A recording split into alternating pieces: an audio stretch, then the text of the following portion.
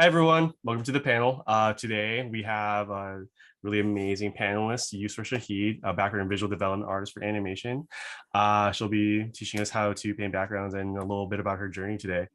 Uh, by the way, during this entire panel, please ask questions down in the chat. Me and Noman will be selecting appropriate questions to be asking her afterwards, after a presentation for the Q&A section of this panel. Hold on one moment. Perfect. Okay, Yusra, would you want to start Yeah, presenting? yeah, okay. I'll just, yeah, thank you guys so much for coming Of on course. this.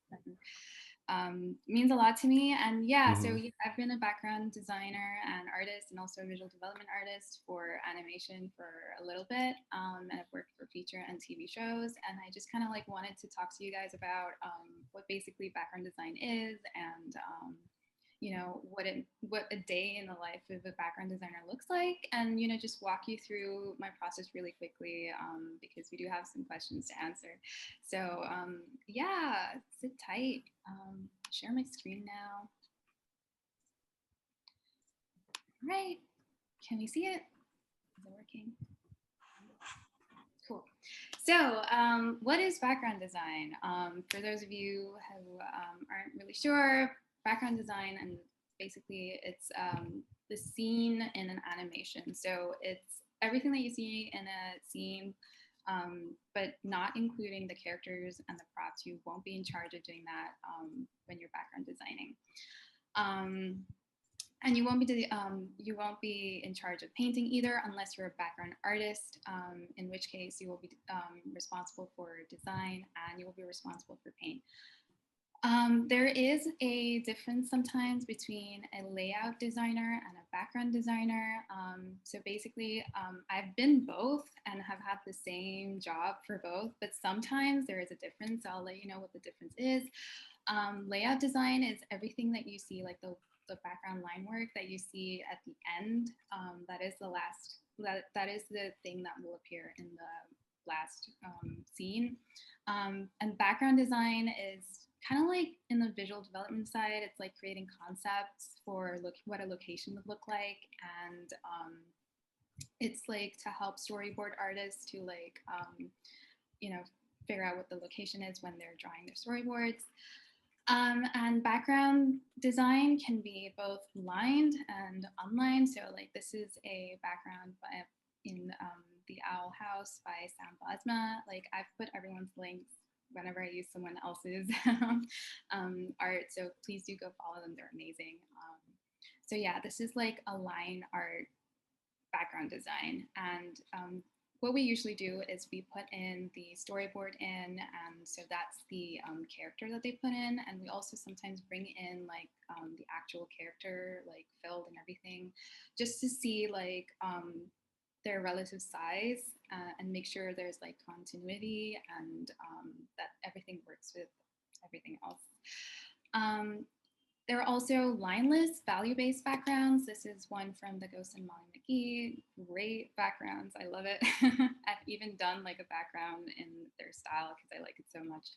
And this is value-based, and it's basically, so it won't be shown at the end. It's just, it goes straight off to paint, and paint just paints over it and use the values for this. So you can either be like, you could either end up at a production where there's line work, you could even end up at a production where it's just value based. Sometimes you will have to do values even when you're doing line work, but that's something that I will cover later on in this presentation.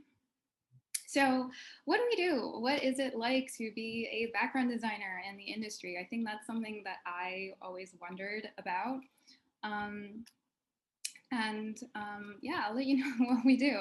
Basically, um, every production is different, but in like the most productions that I've been on, basically we do like one episode a week, and each background designer is assigned with a couple of backgrounds, and you have like a meeting. Um, basically it's called a launch, but you have a meeting with your art director or background supervisor, and they let you know, okay, this is like the scene that we're gonna do, and these are the scenes that you have to draw for this week. They'll provide you with the animatics so you can like look and see like what's going on. They'll also explain to you like what's going on in the scene and like where the characters are going to be. Sometimes they'll give you notes like, like we have to change the perspective a little bit, or you know, whatever changes that they might need for, like after the storyboard's already done. And the storyboards can be a little bit more detailed than this. It can be less detailed than this. But they usually, like the art director or the background supervisor, do provide you with references. Sometimes this location, let's say this is the location. Sometimes like, you know, it's been used before, so they'll like supply you with those backgrounds just so you know what it looks like, or you can even reuse it. Other times it's a completely new location. They might give you reference photos, or like you might just have to imagine it and in the show style. So once you get your assignments, you go into Roughline. By the way, this is from Big City Greens by Steve. He's really amazing, and he puts a lot of great tips, and like he does these reviews, not portfolio reviews, but he does like background reviews on Twitter. So if you ever want to get like someone to look at your background who's in the industry, yeah, hit him up. When he does them, obviously. So yeah, so after you get your assignment, you basically go in and you do a rough line, and you show and it's like really rough. It's not it's not final. And you show your art director or your background supervisor what you've done, and basically they might give you some revisions. They might be like, you know, I don't want this motorcycle in, take it out, or something like that, you know. Or maybe you're really lucky that day and they really like your background. They're like, this is amazing, let's go to final. So yeah, and, you know, then that's great. Once they approve that, you go into final line, and final line basically means cleaning up and making sure that it's in the style of the show. Obviously this would be too, but you know, you're not really thinking about that too much. By the way, when you're doing rough line, like you're also like taking into consideration like the perspective, you're taking into consideration the composition, like, you know, all of these things you have to think about when you're designing. But that's also something that I'll, you know, touch upon in my demo. Well, not my demo, my process.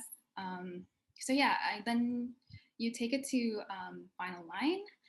And sometimes you might have to do values just to show like middle ground, foreground, middle ground, background, and to make it easier for painters later on. And values are basically just fills. And just to show, sometimes they might even ask you to show like a rough direction of light, just to make it, again, easier for painters. I think most of the shows that I've worked on have asked me to do values. So yeah. So that's what it's like to be a background designer in the industry. Now I'll like walk you through my process for my personal art. I'm gonna like go through this magical library that I drew. I hope that's okay. Okay. So the first thing that I do when I know what I want to draw is, well, actually, I think about what I want to draw. So is it going to be an exterior? Is it going to be an interior? Like, what is the location? So in this background, I was like, I want to draw a library. And then I think about, okay, what is this library going to be? Is it going to be a magical library? And I was like, okay, so what does a magical library have? Like, it has flying books, it has like all of these like magical symbols, like moons and stars and all of these like things. And I kind of wanted it to be kind of like an olden style, so like no electricity and stuff like that. Once you have like prompts like that for yourself, it'll be really easy for you to like go in and sketch. We actually got a question from someone who was like, you know, like when I go into sketching, they're kind of like abstract shapes. And I don't really like, I'm at a loss at what to draw. So giving prompts to yourself, like, is it an exterior? Is it an interior? Where is it? Like, what era is it? You know, all of these things, like giving yourself prompts will guide you towards like what you want to draw. And so the first thing that I do is do that, and then I do lots and lots of thumbnails.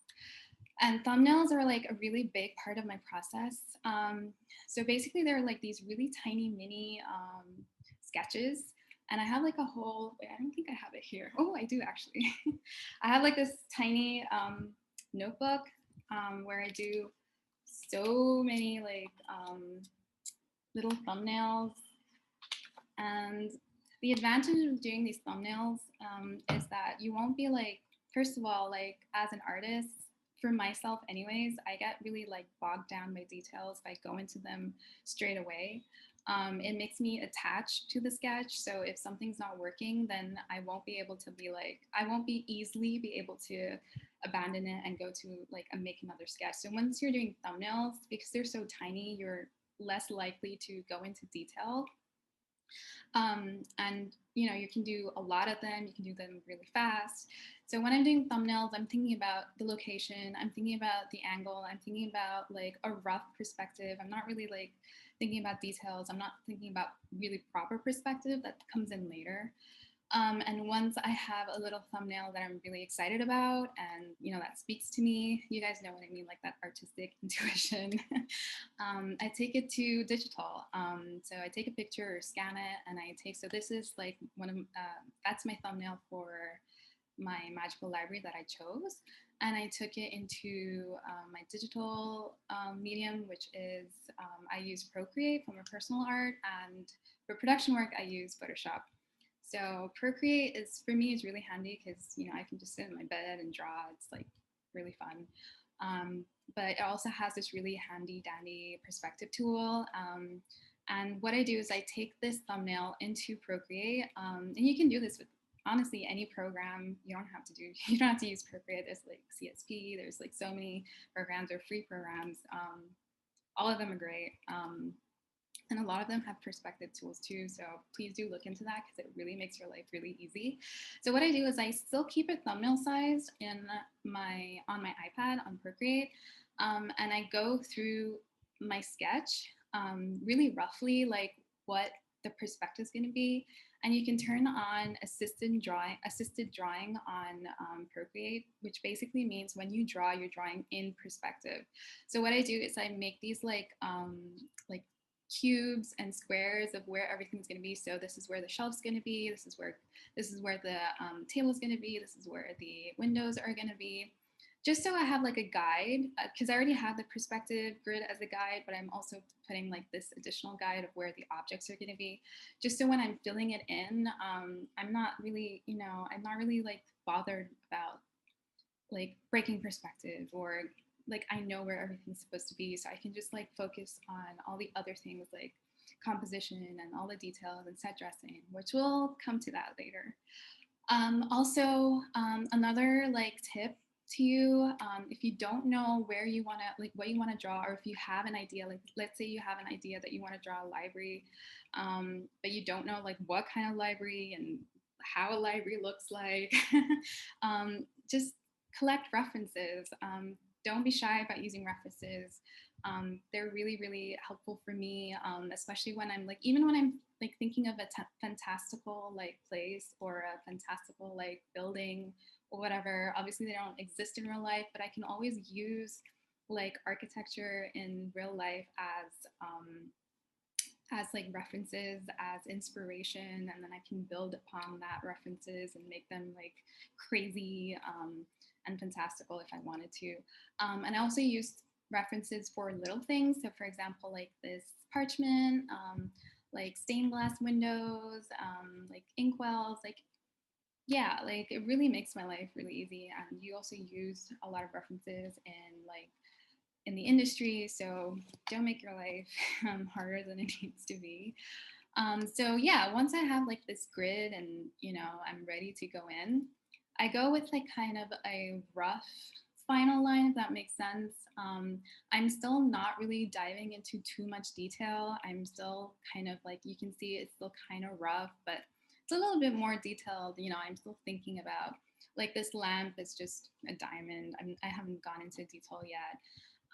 But there are like little bits, like I know what I know that there's a carpet on the floor, that there's like a book, and all of these things. So, and sometimes I also make little thumbnails about like just to figure out what this area kind of looks like. So this is these are really like shitty thumbnails, but they make sense to me. Like I'm like, this is what the hallway is gonna look like outside, like around the library, and this is what the top is going to look like, and just to like know that it's a functional place, and like I know where the characters are going to come from, and it kind of helps for you to like visualize the place and make your background into a more like believable kind of area, and then I take it to final line from this. So there are a few things that I think about when I'm doing my final line, not just final line, but also my sketches, which I think really like elevate my background from just a location to like, a background that's like brings out my personality, but also like tells a story, which I think is really important when you're doing background design. So there are a few things. Obviously, there are a lot of composition tools out there. You can look them up on like YouTube. There's just so much like free resources out there that can teach you that. I'm just gonna touch upon like some really like quick tools that I use, and one of them is depth. So I make sure that I know where the foreground, middle ground, and background is going to be. Sometimes I have far background, and far background kind of would be like, for example, if there was a tree outside this window, that would be like far background. And that creates like depth in your background design, and it creates like, it's a place where characters, you can have like a line of action, like it's a more like believable, livable location. It's just really nice to look at when there's depth. So yeah, and I also use depth as a composition tool in the sense that I use like, in this case, I use like foreground and my middle ground as framing elements. So my focal point is this little booth here, and I'm using like the foreground and the middle ground as framing elements, and like they kind of like intersect like this way, and they kind of like block this area off and lead your eye towards the booth. And I use a lot of foreground elements as framing devices, and it's kind of like old school background design that they used to do that a lot. I kind of like that. But yeah, there are a lot of framing devices that you could use to guide your viewer's eye to the focal point. So this is my focal point. As I said, this is where I think the characters are going to sit and they're going to talk. This is where the action is going to happen. Now, one mistake I used to make before I stopped making that mistake, I guess, was that I didn't think about characters, because as background designers, we just want to like create a location and that's it. But in a production, that's unrealistic, because we have to think about where the character is going to be, where they're going to walk, where they're going to where the action is going to happen, and we have to design our backgrounds in a way which leads the eye of the viewer to that area of action. So I use a few things. I use like the direction. And direction, I use it by like the objects. In this particular design, I used objects. So for example, my flying books are kind of like going in the direction towards the people. And as well as like the lanterns, they're coming down this way. Again, it's kind of like towards the people and the focal point. And also like this little group here as well, it's kind of like in a curve, and it's grouped, and this upturned book is also sort of directed towards the focal point. So these are like kind of ways that I use that your eye will just kind of like follow that motion of design, I guess.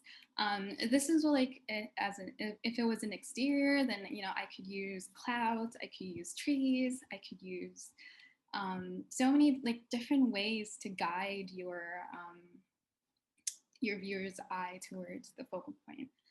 And another thing that I use is density. So your eye is going to be attracted to immediately be attracted to contrast. Now, this is like a thing that I think is really big in painting as well. Like, the values, like what is like the area of highest contrast is where your eye is going to be attracted to. But in design, one way you can do that is density. So density is basically, for example, like in this design, this is probably one of the least dense area in terms of the least amount of objects.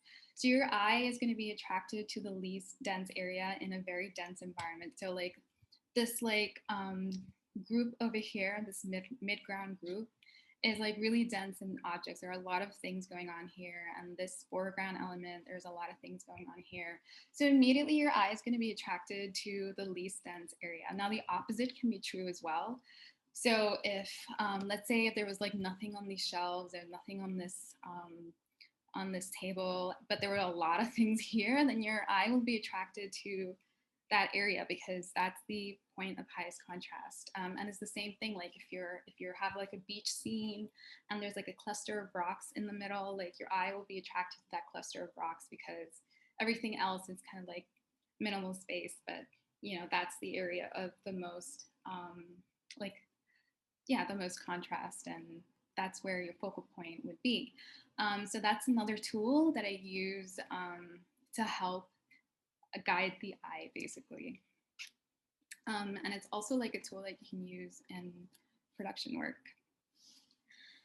The last thing that I will be focusing on is set dressing. It's also one of the most important and fun parts for me personally. Set dressing is where not only where I like give out my personality into my backgrounds, but also you're giving it story, you're giving it life by doing set dressing. And I'll explain this a little more by saying this could have just been a normal average library, like that's completely fine, but I wanted it to be a magical library. So like how am I going to show that? I'm going to put flying books here. I'm going to put like maybe like some papers coming out of the flying books showing that maybe they're in a really high speed. There's like this upturned book, maybe someone left it there, that means it kind of shows that people have been using this library. It's a well-used library. There are a lot of books on the floor. There's even like a torn piece of paper. Maybe it fell from the book, or maybe someone was reading it and there was something that they really liked and they tore it off. So these are all elements of like storytelling. And there's like this magical lantern. I didn't want electricity. So I was just like, okay, there's this lantern with this like ball of energy that gives out light. So yeah, these are all ways that you can like tell a story. And it like gives your location like character. It gives your it tells like the viewer or like your audience what they're looking at, what the story is. Like it's not all about like like the characters and what's going to happen, but you can also do a lot of that in your design. And I love doing that. I love putting like texture in like the tables and like just showing like what this is, basically what the object is, what the location is. Also, like if I were to make this library, like maybe if I was to show it that it was really old or like it wasn't really maintained, or people weren't looking after it, maybe I could show like there was a little crack in the window, or like stains on the carpet, or maybe there's like paint chipping off the walls. Like these are all things that you can also think about when you're designing. And it's also something that I know that recruiters and art directors do look out for in your portfolios, like how like livable do you make your locations? How do you show like what this is? Like if it's a city scene, like can you see like random scraps of paper on the floor? Can you see like maybe a puddle on the street? things like that. And you know, these things that you also will have to do in production work, and it's also what people look out for when they look at your portfolio, and it's how you kind of like elevate your background from just a location, like just a random place, to a place with character, a place where something happens, a place with a story. um, and so yeah, this is my favorite part. It's like, you know, it's like where you can really dive into the details if you like doing that. Okay, so values. This is something I've already said. I did values for this in a really like intricate manner because I kind of paint in that way too. We won't be really talking about paint today because that's that's a complete different topic. But I do sometimes go really deep into values because sometimes I use gradient maps and stuff when I paint. Um, we had a question about someone asking if like we should have values when we apply for background design jobs, and yeah, you can totally have values in your backgrounds because it is something that you probably will have to do in a production, but it's not necessary. But it's nice if you can have like one or two backgrounds where you can show some values. This particular background is again like too like really intricate. More often than not, you won't have to do like this intricate of a value structure. It'll just be like flat fills, maybe a little bit texture, a little bit of a texture. But again, you know, maybe one day there'll be a cartoon like that, and you might have to do it. So every production is different, and sometimes you don't have to do any values. So yeah, like if you can have one or two backgrounds with values, that would be great. So yeah, that's the end of my walkthrough. I think we will probably go with the AMA and answer the questions. Hey, super sorry about that. Hold on. That was wonderful. Oh my God. Yeah, are you guys ready to go into the AMA, Noman? Yep. Perfect, perfect, perfect. Okay. First question, Catherine Pham asks, can you talk about being a non-union artist and how being in India affects your prospects for jobs? Yeah, sure. So I've never had a company come to me and be like, "We can't give you a job because you're a non-union artist." That has not happened to me yet. So that doesn't affect me. I have worked on a union show and I have been paid a union salary, even though I have not been part of that union. So that's, you know, pretty great, I think, because union rates are, you know, good. Mhm. Um, as far as working in India, I will be honest with you, or even like working abroad, like it could be any country. It does narrow down your options a little bit. There are countries that do not like hiring outside of their localities just because of tax reasons and things like that. It doesn't mean that you're not a good artist or anything like that. So please don't be discouraged. I know I have been, and I know I have lost on many jobs because of that. But the good news is because of the pandemic, like so many studios have opened up to accepting overseas talent. And I started working in the pandemic, and I've gotten all my jobs, um, you know, from India, and it's definitely possible. I would honestly like apply to every like job posting that comes up, and also if it's possible for you, let the recruiter and the production know that if you can work their studio time. I think that I am able to do that, and I do that. I work like LA time right now, so I feel like productions are happier or more comfortable in hiring me because I work their studio times. Obviously, that's not possible for everyone else. Please take your health into consideration. And there are studios that do hire you regardless of what hours you work. But if that's possible for you, do let them know because they will be more comfortable with that. Yeah. Thank you. Next question is from Erica Bryant. Do you have a favorite background that you've done? I love that question. It's cute. Yeah, it's so cute. Yeah, I think like my most recent ones are usually my favorite ones because that's the one I like remember the process of, like the most, and I just have like a soft space in my heart for it. And right now, that's like my little princess bedroom background.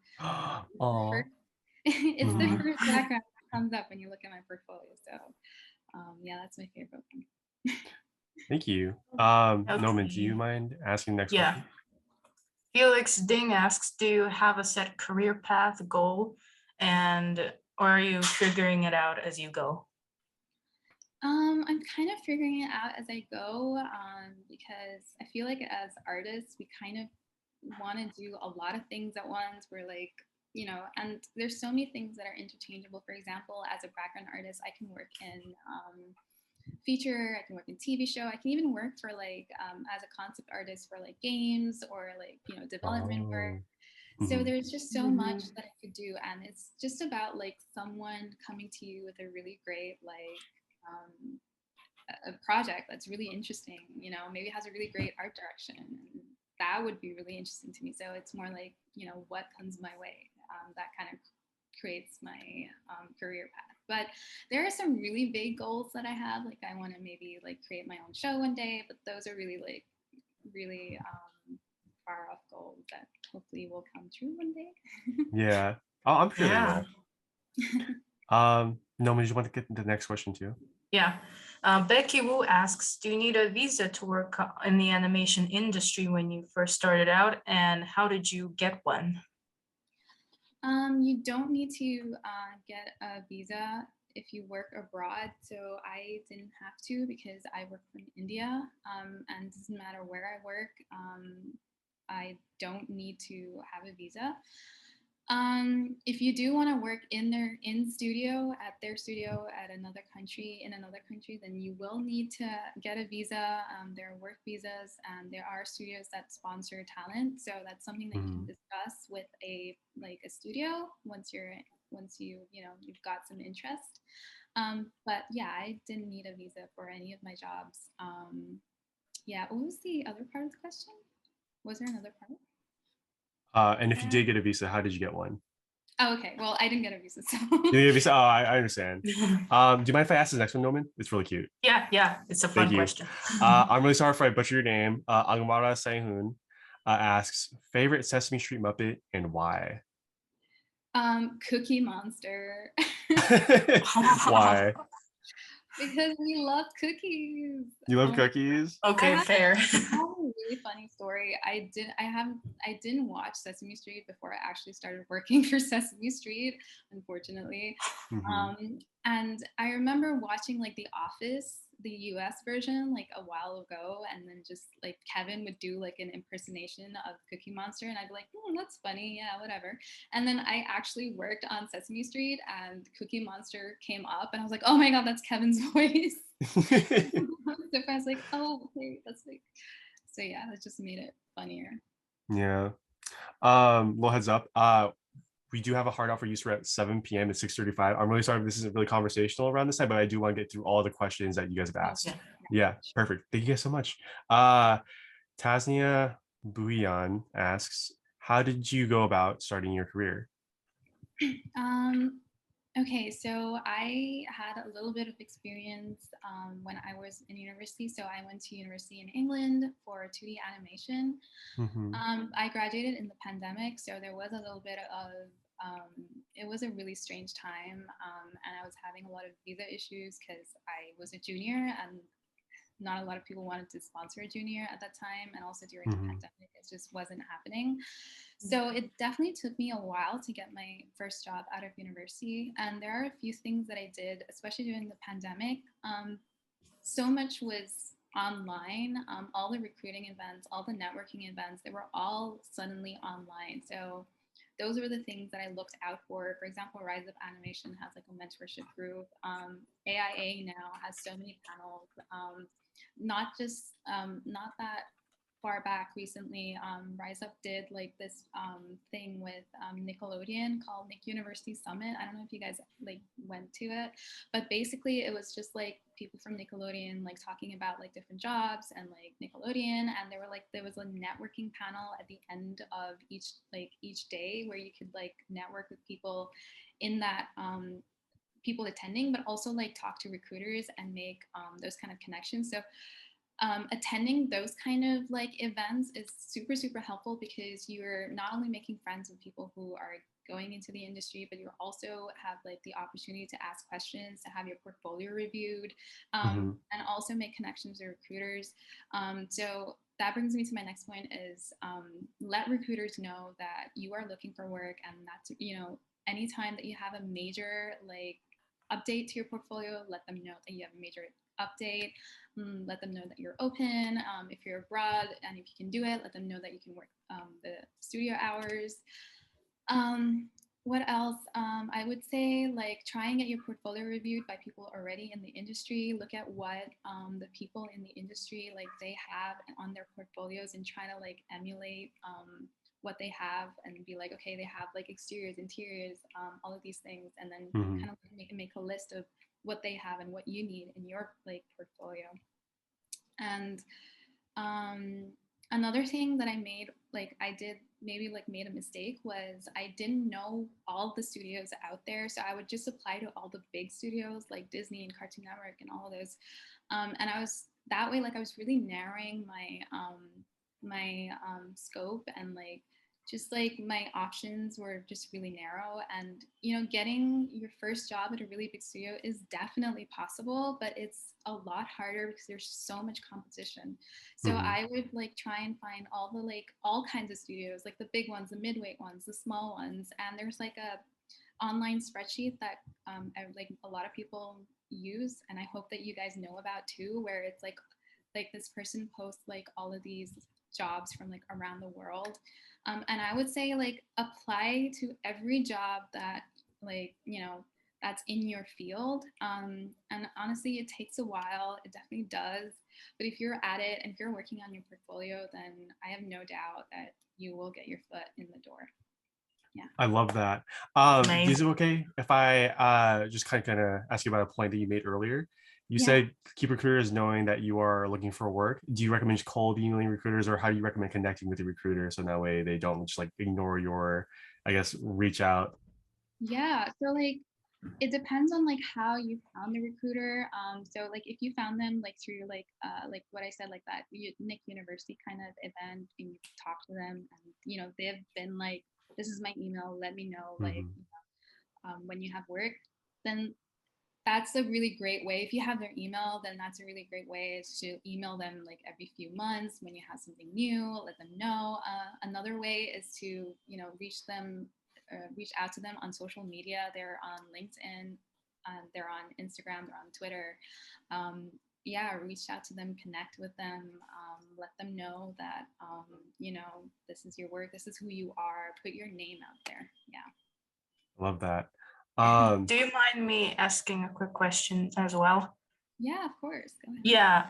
So regarding your talk around visas, I was surprised that you said you never applied for one. And I was wondering, some jobs, they like require you to have authorization to like work in the States or something, even if it's remote. So how did you actually get paid without a visa? Yeah, so usually those jobs are kind of trainee level or internship level. Unfortunately, those are kind of jobs that we just can apply to because we don't have those visas. I personally, none of the jobs that I got required me to work there or have American work authorization. So I was able to do that, and usually they don't. I feel like Canada do usually do that because of tax reasons. I feel like New York does that for tax reasons. LA, I haven't come across a studio that needs you to work, that needs you to have work authorization in America. So you just it's about finding a studio or a job within a studio, because there are so many different kind of productions within the studio. Sometimes they're able to, whereas in the same studio, another production might not able to. You know, hire abroad, like talent abroad. So yeah, it's really about like applying everywhere and looking out for jobs where you can. Sometimes they offer relocation, well, that's usually more for senior, senior artists. Oh, Awesome, thank you. thank you. Noman, do you also mind asking the next question? Yeah. Thank Okay. you. Next question from Nana Ventura. How do you deal with burnout? Okay, so burnout is, I feel like burnout is kind of like your body's way of telling you that I don't want to do this anymore for a little bit. So, yeah, I would say listen to your body. Take a break, take some rest. I just like to watch a lot of animation or films, something that would get me inspired, something that will like take me out of that headspace. If you can try and find like some creative hobbies that do not have anything to do with the art that you're doing, that's great. Like I got really burned out when I was trying to find a job after uni, and I was just like, I'm not gonna draw anymore for a little bit. So I started making like these clay earrings, and they just made me so happy. um, Uh-huh. and it like really like took me out of burnout. Another thing I would say is when you're returning to doing art, I would say start really small, take it really easy, maybe make something that you really like to draw, a character you really like to draw. Maybe like if you like fruits, draw like a little fruit house, something that is really easy, so you're not Mhm. stressing yourself and you're not expecting too much of yourself, and just ease into it. And I think that's a good way to come out of burnout as well. Yeah. So just to recap some points, it was keep track of your body, make sure you're listening to it, and then ease in, ease out of the craft when you need to. Yeah, Perfect. exactly. Thank you. Um, Caitlin Chen asks, how do you get a good, sorry, how do you get good layouts for your work? I personally find that I mess around with a lot of abstract sketches for a while that I'm not super happy with, and it's sometimes hard to find the right thing, if that makes sense. Yeah, so I touched upon this in my demo, in my process walkthrough. So basically, having prompts for yourself, like thinking about where you're gonna, because if I am gonna start sketching without knowing what I'm gonna sketch, if it's an exterior, if it's an interior, if it's a library or if it's a bedroom, then I'm gonna be a little bit lost, and I'm gonna also make abstract sketches. So having little prompts for yourself, like, okay, this is going to be a library, this is going to be a magical library, maybe they're going to be flying books, like, so you have like a guideline for yourself. Collecting references is also a good place to start, and then yeah, use that, combine it, and then start sketching. Oh, okay. Thank you. Noma, do you mind asking the next question? Mm-hmm. Nico Coca-Cola asks, how are oh wait, I skipped it. Never mind. Oscar Wong asks, how do you network when you are working remote?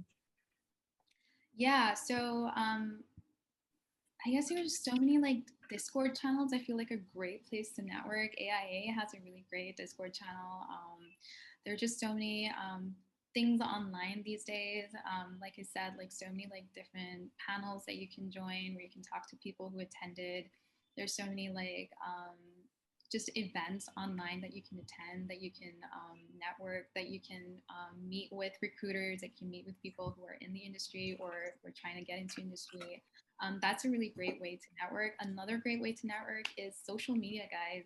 Like I have Instagram and Twitter, and a lot of friends that I made was through social media, and it's just really helped me, just not only to like put my work out there, but just to like connect with people and like create like a little friend base. And if you ever need help, if you ever like are about to do an interview or about to have like if you have a question about your first job or whatever, you have people that you can, reach out to and like ask questions. And so it's nice to like, make friends with people out there. And there are just so many people on Twitter and on Instagram who are in the industry, and they're so happy to help out. Like we're all pretty much all of us, I think, are really open to like making friends and helping other people out. So yeah, Yeah. use. Sorry. Yeah, I completely agree. The animation community is very intimate with each other and very friendly. Yeah. Sorry, to go back to Nico Coca-Cola, love that name, by the way. How early did you know that you want to specify your craft as a background artist? Yeah, so I went to university for 2D animation, and I actually thought I was going to become an animator until I had to make my own first film. And I was Hmm. just like, actually, you know what? I really enjoy making backgrounds for this film, but not really the actual animation part. So that's when I realized that I wanted to go into background design. But again, like as I said, as artists, like it's fine if you don't know what you want to do. Just like experiment in a lot of different things. You will find something that speaks out to you that you have the most fun in, and it's okay if it takes you a while. Like, yeah, you will find that. Thank you. Noman, do you mind asking the next question? Okay. Yeah. I'm sorry if I mispronounce your name. Shri Nithaya. I am in second year of BC Visual Communication. I haven't taken any classes yet to be a background designer, and I'm clueless what to do about it. How can I up my skill level? Well, hi. That's a great question. So yeah, like I did my course in 2D animation. I didn't have any specific background design courses, so I would recommend, as a background designer, there are a few things that you need to be really like strong on or confident in, which is like the fundamentals of perspective or of like composition, things like that. If that's something that you feel like you aren't like at that level yet, then there are a lot of like free courses online on like not courses but like videos like on YouTube and stuff that you could search up on different topics. So like perspective or like composition, and then try and emulate that in your portfolio. I would also recommend looking at people's portfolio that who are in the industry, and then seeing what they have in their portfolio, and then kind of trying to like figure out what you are lacking in yours, and again, make a list, and yeah, and use it as a guide. There are also some really great courses, which I have taken to Brainstorm School, CG Master Academy. I don't think Schoolism has a specific background design course, correct me if I'm wrong, but they do have some fundamental courses, which are really great. There's also this new, relatively new online school called Warrior Art Camp, I think, or something like that. Warrior Art. Yeah, I Something. heard of it. Yeah, they have some really great instructors there, and they have like I think a few background design courses that you can take.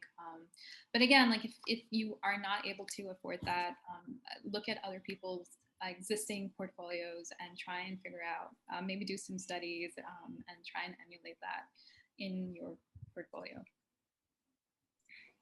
Thank you. Sorry, little time check. We had 6:50 Pacific Standard Time over here. We do have about 10 more minutes. And then afterwards, you do have a hard out, correct? Perfect. Next question from Chloe Stevenson is tips on how to make backgrounds look more cinematic for someone who wants to work in feature, but told my backgrounds are better suited in television. Okay, so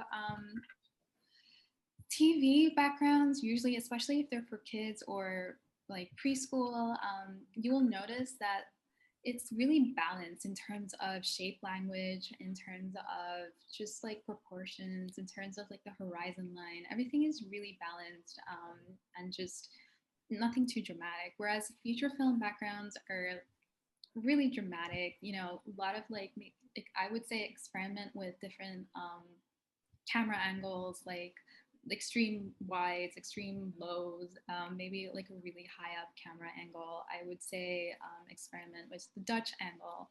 I would say experiment with perspectives, like 3-point perspectives. I would also say like feature films usually have really like contrast in their composition. So like their proportions are really contrasted. It's not as balanced as TV.